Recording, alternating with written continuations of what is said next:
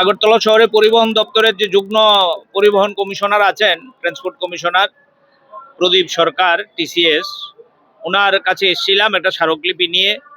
আমাদের Tripura auto rickshaw workers union, Tripura battery চালিত ই রিক্সা শ্রমিক ইউনিয়ন এবং all India road transport workers federation CI2 অনুমোদিত এই তিনটা সংগঠনের যৌথ উদ্যোগে আমরা এই স্মারকলিপি নিয়ে এসেছি।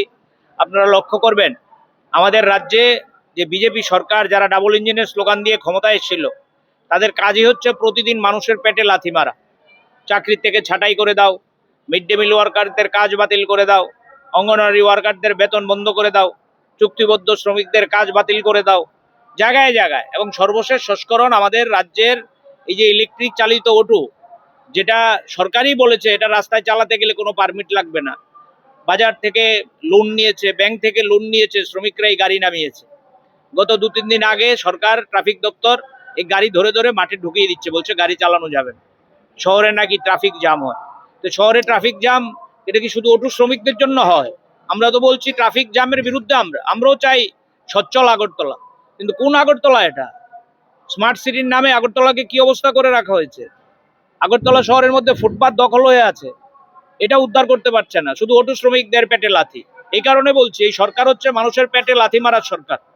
এর বিরুদ্ধে আমরা বলছি এই আদেশ অবিলম্বে প্রত্যাহার করতে হবে, অবিলম্বে প্রত্যাহার করতে হবে এবং একটা গ্রহণযোগ্য সমাধান সূত্র বের করতে হবে।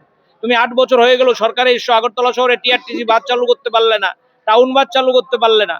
আমাদের ছাত্র, অভিভাবকরা, রোগী একমাত্র সম্বল হচ্ছে ই রিক্সা, অটো রিক্সা। এগুলোর উপর যদি এভাবে নিষেধাজ্ঞা জারি করা হয়, মানুষ যাবে কোথায়? যাত্রী সাধারণত অসুবিধায় পড়বে। সুতরাং একটা কথাই বলবো, এই সরকারটা হচ্ছে গরিবের বিরুদ্ধে সরকার।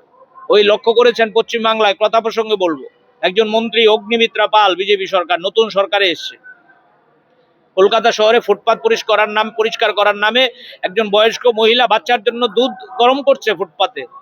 এই দুধ পর্যন্ত বলছে গরম করা যাবে না, বাচ্চার দুধ খাওয়ানো যাবে না, সরে যাও এখান থেকে। এটা কিসের লক্ষণ? এটা দিয়ে বোঝা যায়, সকাল দেখলে যেমন দিন বোঝা যায়, বিজেপি সরকারের একটা কর্মকাণ্ড দিয়ে বোঝা যায় তাদের চরিত্রটা কিরকম। অটো শ্রমিকদের উপর আক্রমণ, ই রিক্সা শ্রমিকদের উপর আক্রমণ, মিড ডে মিল ওয়ার্কারদের উপর আক্রমণ, চুক্তিবদ্ধ শ্রমিকদের উপর আক্রমণ, ডেইলি লেবারদের উপর আক্রমণ। বড় লোকদের কর ছাড়। আদানি সাহেব, আম্বানি সাহেব ধনী হচ্ছে। বিজেপি আসার আগে 609 নম্বরে ছিল গোটা পৃথিবীতে আদানি সাহেব, আজকে 2 নম্বরে। ভয়ানক রকম সম্পদ বাড়িয়েছে। কার সম্পদ? গরিব মানুষকে শোষণ করে। সুতরাং আমরা এখানে এসছি ডেপুটেশন দেওয়ার জন্য, আপনাদের বলতে দ্বিধা নেই। পরিবহন কমিশনার সাহেব, যুগ্ম কমিশনার সাহেব আমাদের দাবির সাথে সম্পূর্ণ একমত। উনি বলছেন যে আমরা উচ্চতর কর্তৃপক্ষের সাথে, রাজনৈতিক কর্তা ব্যক্তিদের সাথে আমরা কথা বলবো, শ্রমিক সংগঠনগুলোর সাথেও কথা বলবো, কথা বলে দেখি আমরা কি করা যায়।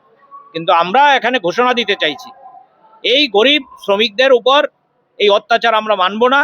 অবিলম্বে যদি সরকার তার জন্য কোনো সদর্থক ভূমিকা গ্রহণ না করে